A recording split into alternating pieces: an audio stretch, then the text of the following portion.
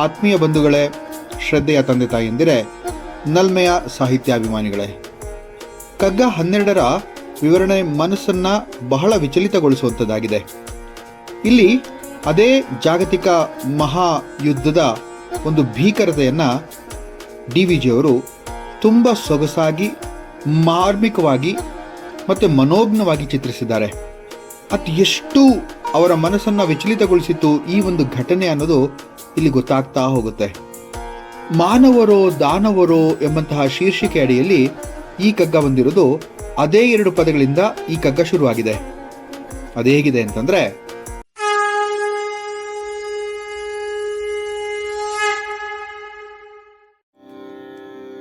ಮಾನವರೋ ದಾನವರೋ ಭೂಮಾತೆಯನು ತಣಿಸೆ, ಶೋಣಿತವ ನೆರೆಯವರು ಬಾಷ್ಪ ಸಲುವುದಿರೆ. ಏನು ಹಗೆ ಏನು ಧಗೆ ಏನು ಹೊಗೆ ಈ ಧರಣಿ, ಸೌನಿಕನ ಕಟ್ಟೆ ಏನ್ ಮಂಕುತಿಮ್ಮ ಮಂಕುತಿಮ್ಮ. ಮಾನವರೋ ದಾನವರೋ ಅಂದರೆ ಮನುಷ್ಯರೋ ರಾಕ್ಷಸರೋ ಭೂಮಾತೆಯ ದಣಿವನ್ನು ನೀಗಿಸೋದಿಕ್ಕೆ ಇವರು ರಕ್ತವನ್ನೇ ಎರಿತಾ ಇದ್ದಾರಲ್ಲ. ಕಣ್ಣೀರಿನ ಬದಲಾಗಿ ರಕ್ತವನ್ನೇ, ಶೋಣಿತವನ್ನೇ, ನೋಡಿ ಶೋಣಿತ ಅಂದರೆ ರಕ್ತ, ಶೋಣಿತವನ್ನೆರೆಯುವರು ಬಾಷ್ಪ ಸಲ್ಲುವುದಿರೆ ಅಂತ ಹೇಳ್ತಾರೆ DVG ಅವರು. ಈ ಪ್ರಪಂಚದಲ್ಲಿ ಹಗೆ ಮತ್ತು ದ್ವೇಷ ಎಂಬಂತಹ ಒಂದು ಹೊಗೆ ಇರೋದ್ರಿಂದಲೇ ಈ ಜಗತ್ತು ಒಂದು ಶೌನಿಕ ಅಂದರೆ ಕಟುಕನ ಜಗಲಿ ಅಂತಿದೆ ಅಂತ ಹೇಳ್ತಾರೆ. ಶೌನಿಕನ ಕಟ್ಟೆಯೇ ಅಂತ ಕರೀತಾರೆ ನೋಡಿ. DVG ಅವರು ಮತ್ತದೇ ಯುದ್ಧದ ಒಂದು ಭೀಕರತೆ ಮತ್ತು ಅದರಿಂದ ಆಗುವಂತಹ ದುಷ್ಪರಿಣಾಮಗಳ ಬಗ್ಗೆ ಈ ಕಗ್ಗದಲ್ಲಿ ಕೂಡ ವಿವರಣೆಯನ್ನು ನೀಡ್ತಾ ಇದ್ದಾರೆ. ಎಷ್ಟು ಮನಸ್ಸು ಅವ್ರದ್ದು ನೊಂದಿರಬೇಕು ಅಂತ ಅನಿಸುತ್ತೆ. ತುಂಬಾ ಜರ್ಜರಿತವಾಗಿರಬಹುದು ಅಂತ ಅನಿಸುತ್ತೆ ನನಗೇನು. ಇಲ್ಲ ಅಂತಂದರೆ ಅವರು ಇಷ್ಟೊಂದು ಆಳವಾಗಿ ಆ ತಳಮಳವನ್ನು ವ್ಯಕ್ತಪಡಿಸ್ತಾ ಇರಲಿಲ್ಲ ಅಲ್ವಾ. ಮನಸ್ಸನ್ನು ನೆಮ್ಮದಿಯಿಂದ ಇಟ್ಟುಕೊಳ್ಳುವವರನ್ನ ಮಾನವ ಅಂತ ಕರಿಬಹುದು. ದಾಹದಿಂದ ಕೂಡಿರುವಂತಹ ಮನುಷ್ಯರನ್ನ ದಾನವ ಅಂತ ಕರಿಬಹುದಾ? ಹಾಗಾದ್ರೆ ರಕ್ತ ಪಿಪಾಸು, ರಕ್ತದಾಹಿಗಳು ಮಾಡುವಂತಹ ನರಮೇಧದ ದಾರುಣ ಮಾರಣ ಹೋಮಕ್ಕೆ ಯಾರು ತಾನೇ ಹೊಣೆ ಆಗ್ತಾರೆ? ನಾನು ಆಗ್ಲೇ ಹೇಳಿರ್ಲಿಲ್ವೇ, ಯುದ್ಧದಿಂದ ಯಾರಿಗೆ ತಾನೇ ಲಾಭ?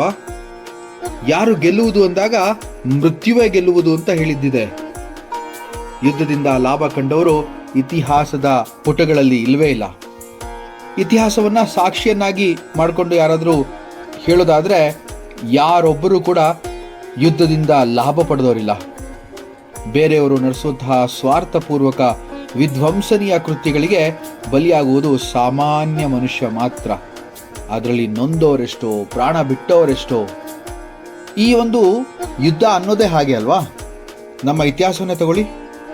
ಭಾರತ ಪಾಕಿಸ್ತಾನದ ನಡುವಿನ ಯುದ್ಧಗಳು, ಎಷ್ಟು ಜನ ಮುಗ್ಧರು, ಸಾಮಾನ್ಯ ಜನರು ತಮ್ಮ ಪ್ರಾಣವನ್ನು ಬಿಟ್ಟಿದ್ದಾರೆ.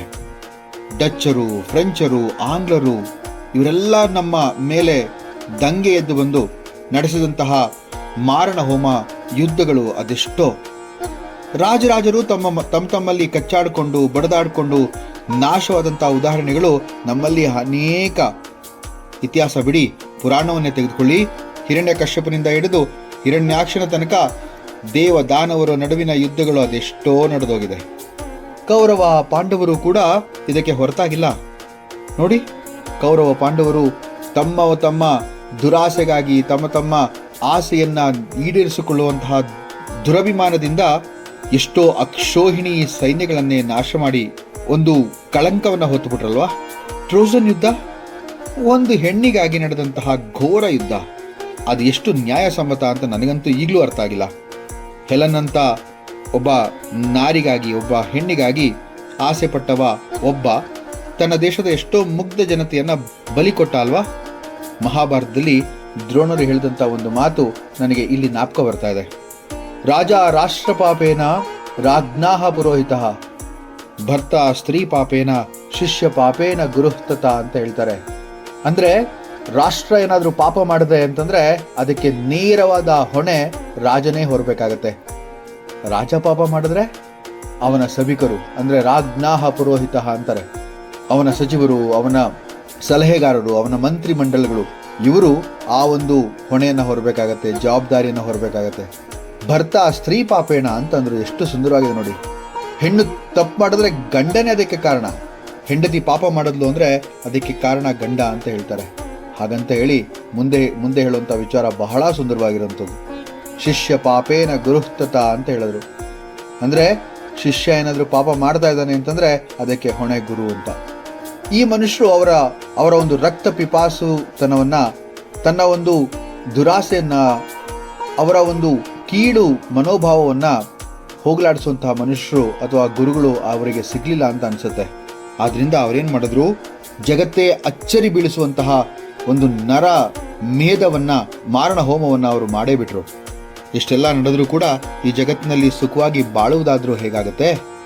ಅದಕ್ಕೆ ಅಲ್ವೇ ಈ ಧರಣಿ ಸೌನಿಕನ ಕಟ್ಟೆಯೇ ಅಂತ ಕೇಳಿದ್ದಾರೆ ಡಿ ವಿ ಜಿ ಅವರು. ಈ ಧರಣಿ ಅಂದರೆ ಈ ಜಗತ್ತು ಆ ಕಟುಕನ ಕಟ್ಟೆಯೇ ಹಾಗಾದರೆ, ಜಗುಲಿಯೇ ಹಾಗಾದರೆ? ನೋಡಿ, ಕಟುಕನ ಮುಂದೆ ನೀವು ಹೋಗಿ ಎಷ್ಟು ನಿಮ್ಮ ಅಳಲನ್ನು ತೋಡ್ಕೊಂಡ್ರು ಕೂಡ ಅವನ ಮನಸ್ಸಂತೂ ಕರಗೋದಿಲ್ಲ. ಯಾಕೆಂದರೆ ಅವನು ಮೊದಲೇ ಕಟುಕ. ಈ ಸುಖದವರ ಮುಂದೆ ದುಃಖ ಹೇಳ್ಕೊಂಡಂಗೆ ಅಷ್ಟೇ ಆಗತ್ತೆ. ಆದ್ದರಿಂದ ಮನುಷ್ಯ ಅಂತ ಅನಿಸ್ಕೊಂಡ್ಮೇಲೆ ಅವನು ಇತರರಿಗಾಗಿ, ತನಗಿಂತ ಇತರರಿಗಾಗಿ ಬಾಳುವಂತಹ ಒಂದು ವ್ಯವಧಾನವನ್ನು ಬೆಳೆಸ್ಕೋಬೇಕು ಅಂತ ಹೇಳ್ತಾರೆ. ಇಲ್ಲಿ ಏನೇ ಅವರು ಕೆಲಸ ಮಾಡಿದ್ರು ಕೂಡ ಅದು ಬೇರೆಯವರ ಒಂದು ಒಳಿತಿಗಾಗಿ. ನೋಡಿ, ಯುದ್ಧ, ಕಲಹ ಇವೆಲ್ಲ ಕೂಡ ಬಹಳ ಕ್ಷಣಿಕ ಅಷ್ಟೇ.